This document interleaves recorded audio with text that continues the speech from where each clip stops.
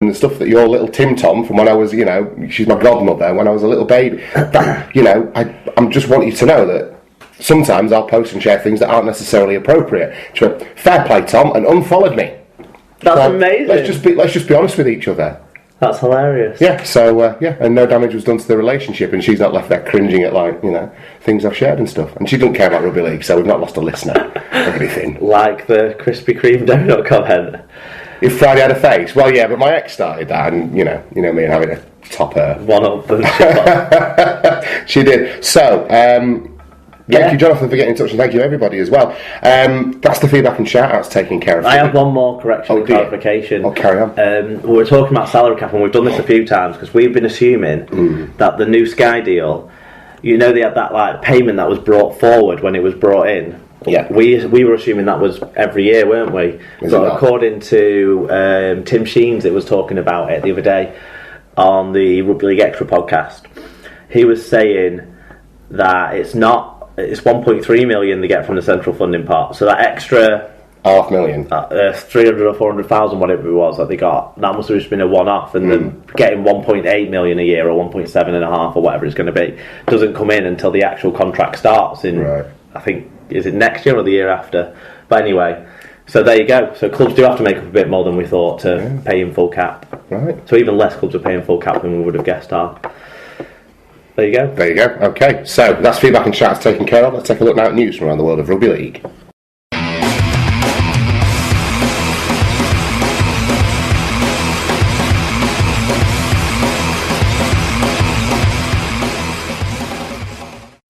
Okay, so news from around the world of rugby league then, and we'll start, as we have been quite often recently, at the AJ Bell. Salford's appeal against its 6-point deduction for salary cap infringements will be heard by an independent body, Sports Resolutions. The Red Devils had asked for their case to be put forward in front of an independent entity, and the RFL has allowed this. An RFL spokesman said it is one of a raft of new provisions that were brought up in 2015 and introduced into the operational rules this year. Sports Resolutions was established in 1997 in the wake of Diane Modal's dispute with British Athletics Federation over a failed drugs test, which resulted in her going bankrupt. They're based in London and bills itself as the independent, not-for-profit dispute resolution service for sport in the UK. No date has been set yet, but Kukash confirmed the appeal must be heard before July the 24th, which is the last round of Super League before the split into the mid-eight, so that makes sense. I'm delighted with the news, Kukash said. I believe it's in the best interests of the sport for the appeal to be heard independently. I agree, and fair play. They're going through the right motions, and it's within the operational rules as well. So it's not like any party has any problem with this. It's all good. It makes sense. You want it to not have to be a common occurrence of this happening all the time, because it just rolls things along a lot longer than it would be to have it sort of in sport. Yeah, looking at it, but I would hope it's as soon as possible, because if Marwan loses again, which he might, and it could lead to an increased points deduction. I think that's probably unlikely, but it could lead to that as well, so a reduction or a change in anything at all, or no change. They're all the options.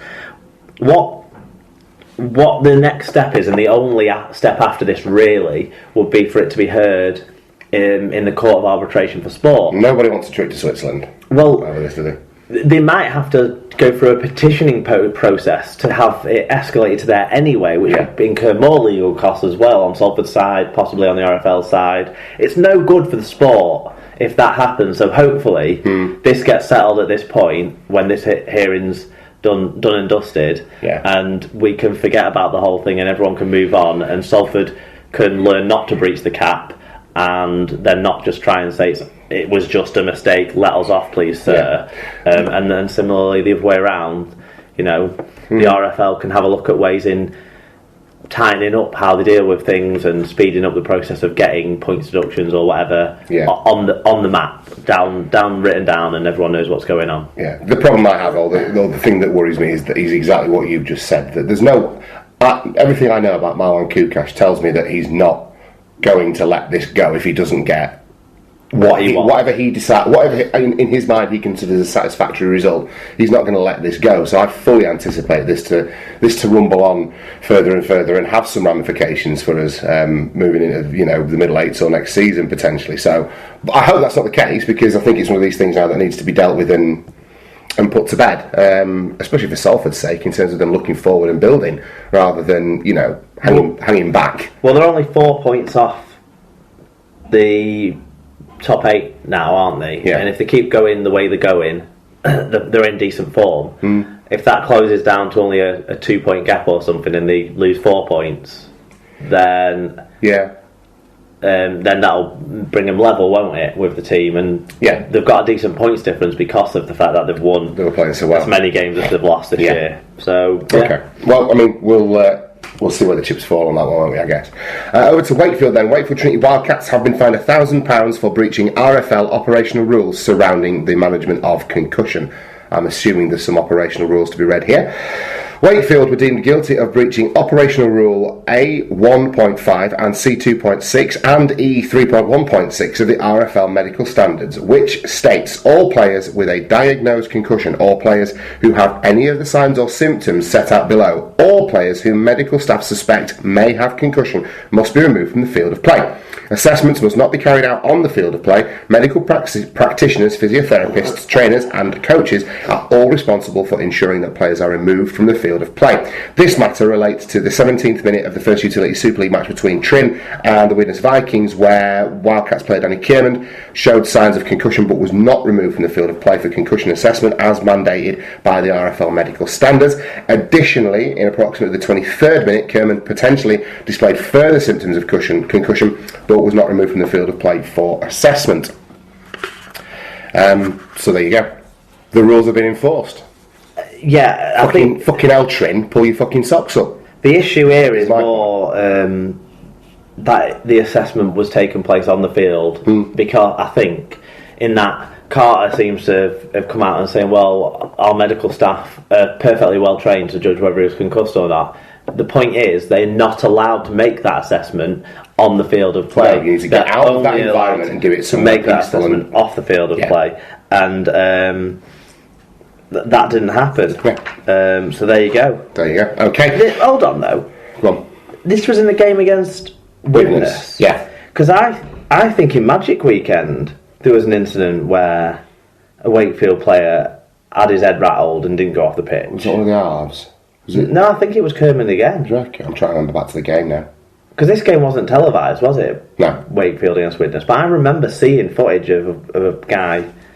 Maybe it wasn't him. Maybe I'm imagining it. Maybe it was another event match or another time. But possibly. But even so, it's memory's not what it used to be, Mark. Apparently. Yeah, I need to write it down, don't I? Do you know who apparently does have a spreadsheet for all of these concussion incidents? Somebody at the RFL? Phil Clark. Oh, right. Yeah. All these secret spreadsheet keepers. Yeah. But anyway, would work. There you go. Like the fucking secret lemonade drinker. Right, staying with Wakefield, you know about the secret lemonade drinker? No. It was an advert in the early 80s, late 70s for like R. White's lemonade, and there was this whole song like, I'm the secret lemonade drinker, and he'd come downstairs in the middle of the night to drink lemonade out of the fridge, and it was some now no longer with his brand of lemonade that you could get. Well, R. White still exists. Right, oh, there you go. So it's not defunct then. No. But, there you are. So that was it, creeping around. That was where the secret lemonade drinker thing comes. Fair enough. We'll find a link in YouTube it out, I think, just to add some clarity. Staying with Wakefield though, and Trin chairman Michael Carter has revealed that the club intends to drop the Wildcats moniker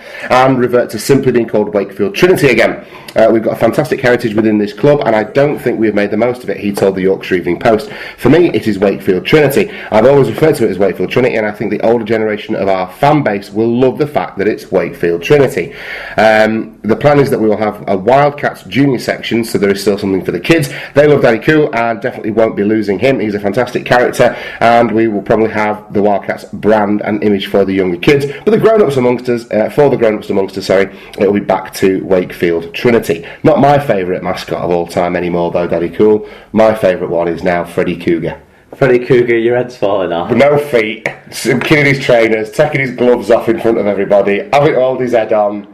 Come on, Keith Lee. How much can it possibly cost to Spend some money on your mascot so that he doesn't have to hold his own head. I'm pretty sure all they need to do is put an adult in it rather than a teenage boy or whatever was in it. Well, anyway, he's definitely been someone else's mascot before he was Freddy Cougar. You look a right lot like a cat, and I'm pretty sure someone just put a Keithley strip on it, and it will have been. I think it's just they've just had that same costume just old 25 years. Yeah, possibly so. Right, I've gone.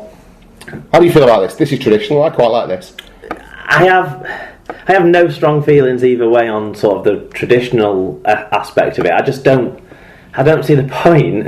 Basically, you're doing it for a quarter of your fan base who are going to die soon, because for the quarter of your fan base that are your future fans, you're still giving them Wildcats branded stuff. Yeah. And then for the ones in the middle, probably don't have much of a view either way. I think it looks a bit better. The whole branding thing, like the new badge, the new Trinity badge with the, with the fleur-de-lis on it and what have you. I think that looks good. I think it's a good branding move. It's much better than the branding move that Warrington made this time last year, where they look like the fucking Decepticons on their badge, don't they? So I think, but I think if you look at that badge now compared to the old badge, and apart from the weird like plectrumy bit at the side, it looks a lot better than their old badge. Yeah, it does. But this is another improvement on that as well. And I think the Wildcats thing is, no problem at all. I think any other clubs will follow suit. Because when I was sat at the Bash yesterday and we were watching Halifax against Fev, and that's two teams that don't, and as a result don't have any, branding moniker, like Americanised moniker, let's say. And as a result, they don't also have mascots that make any sense. Yeah, true.